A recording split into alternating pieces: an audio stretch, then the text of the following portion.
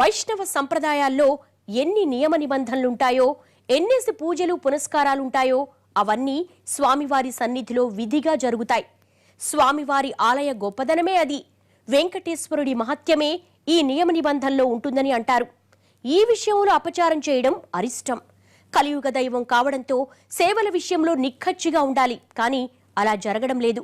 వేలం వెర్రితనంతో అధికారులు ఇష్టారాజ్యంగా నడుస్తోందన్న ఆరోపణలు వస్తున్నాయి. ఇంతకీ స్వామి నిత్య సేవలు ఎలాంటివి? వాటి తీరుతెన్నులేంటి?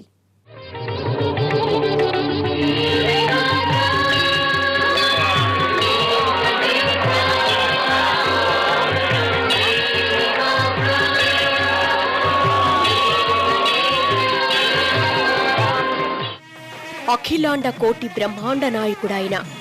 ప్రపంచవ్యాప్తంగా ఆయనకున్న భక్తుల సంఖ్య అపారమైంది.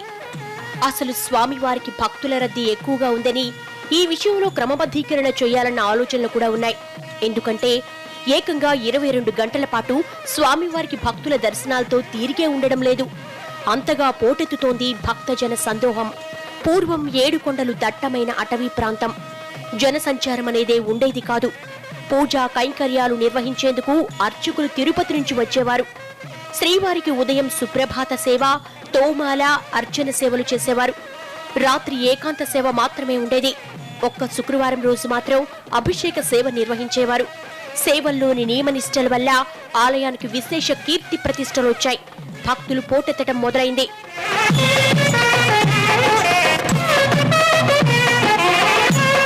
కాలక్రమేణా శ్రీవారి ఖ్యాతి జగద్విఖ్యాతం కావడంతో ఆర్జిత సేవలు ఎక్కువయ్యాయి. అడుగడుగు దండాల వాడికి నిత్య పూజలు అధికమయ్యాయి. ఎన్నేసి పూజలు జరిగితే తిరుమల అంత మహిమల కొండ కావడం, ఆ పేరు ప్రపంచవ్యాప్తం కావడం మొదలైంది. దీంతో ఒక్క శని ఆదివారాలు తప్ప ప్రతిరోజు శ్రీవారి ప్రత్యేక సేవలను మొదలుపెట్టింది టీటీడీ. ప్రస్తుతం స్వామివారికి జరుగుతున్న నిత్య సేవలను అనుసరించి చెబితే 6 సార్లు పూజలు జరుగుతాయి. ఈ సేవలన్నిటినీ కలిపి ఆగమ పరిభాషలో షట్కాల పూజలని అంటారు. ప్రత్యూష, ప్రాతకాల, మధ్యాహ్న, అపరాహ్న, సాయంకాల, రాత్రి పూజలు జరుగుతాయి. ఇలా ప్రతినిత్యం స్వామికి పూజలు నిర్వహిస్తారు అర్చకులు. వెంకటేశ్వర విశ్వరూపము చూపించు కరిమలకు శుభకరము, వెంకటేశ్వర విశ్వరూపము చూపించు. వేకువజామున స్వామివారికి నిర్వహించే ప్రత్యూష కాల పూజలు సుప్రభాత సేవతో మొదలవుతాయి. కౌసల్య సుప్రజారామ పూర్వా సంధ్యా ప్రవర్తతే అంటూ స్వామివారి మేలుకొలుపు జరుపుతారు అర్చకులు. ఈ వేకువ స్వాగతాన్ని తిరుమలకొచ్చిన ప్రతి ఒక్కరూ విని తరించాలని కోరుకుంటారు. అసలు స్వామి రాత్రి శ్రీరంగంలో పవళించి సుప్రభాతానికల్లా తిరుమల వేంచేస్తారన్న నమ్మకాలున్నాయి. అంతగా ఈ సేవకు విశేష ప్రాముఖ్యత ఉంది. నిత్య పూజల్లో ఇదే ప్రథమ సేవ. ప్రతిరోజు వేకువజామున 3 గంటలకు ప్రారంభమవుతుంది సుప్రభాతం. అంతకు ముందే ఆలయ అర్చకులు, జియంగార్లు, ఏకాంగులు, శ్రీనివాసుని అనుగ్రహం పొందిన యాదవ వంశీకుడు దేవాలయం వద్దకు చేరుకుంటారు. అప్పుడే నగారా మండపంలో గంట మోగుతుంది.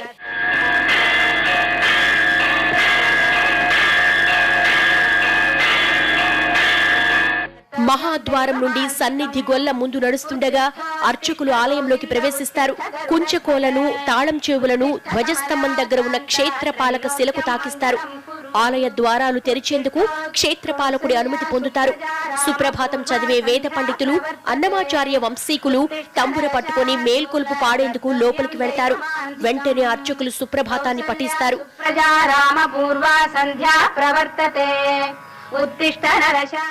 సుప్రభాతం తర్వాత వెంకటేశ్వర స్తోత్రం, మంగళ శాసనం ఆలపిస్తారు. అదే సమయంలో తాళ్లపాక వంశీకులు తంబుర మీటుతూ గర్భాలయంలో కొలువై ఉన్న మూలమూర్తిని మేల్కొలుపుతారు. అర్చక స్వాములు లోపల తలుపులు తెరిచి గర్భగుడిలోకి వెళ్లి శ్రీవారి పాదపద్మాలకు నమస్కరిస్తారు. ఆ తరువాత పరిచారకులు స్వామి ముందున్న తెరను వేస్తారు. ప్రధాన అర్చకుడు నైవేద్యం పెట్టి తాంబూలం సమర్పించి నవనీత హారతిస్తారు. అప్పటికి మంగళాశాసనం పూర్తవుతుంది. உந்தன்னை பிறவி பெருந்தனை புண்ணியம் யாமுடையோம் குறவொன்றுமில்லாத கோவிந்தா உந்தன்னோடுடவே நமக்கின் ஒழிக்க ஒழியாதே அறியாத பிள்ளைகளோ நம்பினால் உந்தன்னை சிறுபேரழைத்தனவும் ஜீதி அருளாதே ఇవానీదారాయి మరై ఏలోహరింబావాయ్.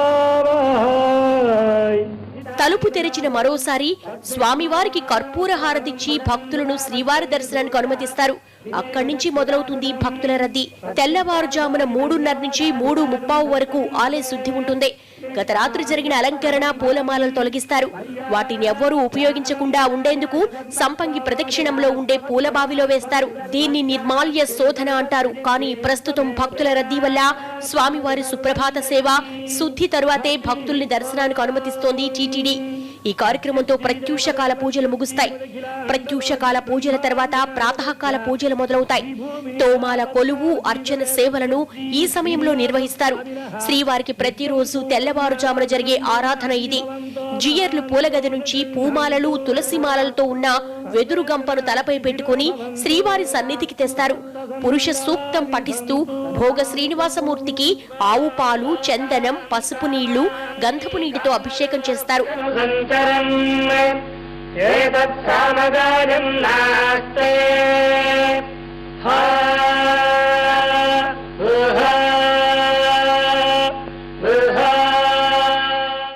ఆ తరువాత స్వామివారికి శిఖామణి, శాలిగ్రామాలు, కంఠసరి, వక్షస్థల లక్ష్మి, శంకు చక్రం, కఠారీసరం, తావళములు, తిరువడి దండలతో అలంకరిస్తారు. దారంతో కట్టిన పూమాలను అలంకరించి తోమాల చేస్తారు.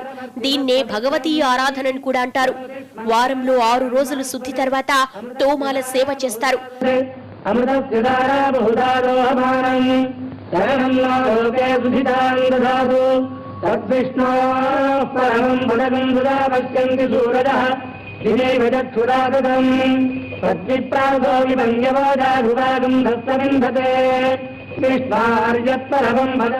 శుక్రవారం మాత్రం అభిషేకం తర్వాత తోమాల సేవ చేస్తున్నారు. తోమాల సేవ తర్వాత 15 నిమిషాల పాటు తిరుమామణి మండపంలో శ్రీనివాసమూర్తికి దర్బార్ నిర్వహిస్తారు. బలిబేరానికి రాజమర్యాదలు నిర్వహించి ఆ రోజు గ్రహ సంచారం జరిపించబోయే ఉత్సవ విశేషాలు విన్నవిస్తారు. ముందు రోజు హుండీ ఆదాయం వివరాలు స్వామివారికి తెలియజేస్తారు. ఇదయ్యాక నువ్వులు, బెల్లం కలిపి దంచిన పిండి నైవేద్యంగా పెడతారు. ఈ మొత్తం సేవను కొలువు అని పిలుస్తారు.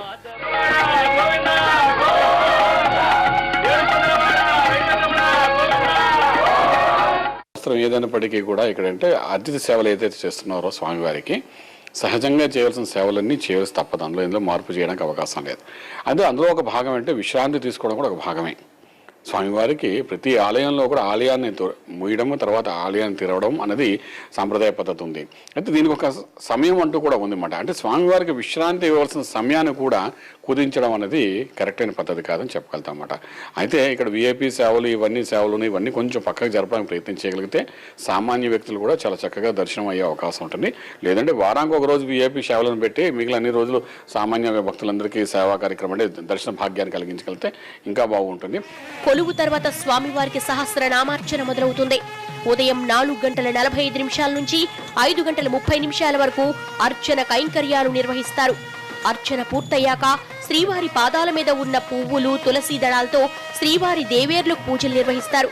ఈ సమయంలో లక్ష్మీ సహస్రనామాలు పఠిస్తారు. తర్వాత నక్షత్ర హారతి, కర్పూర హారతి ఇవ్వడంతో ఇది పూర్తవుతుంది.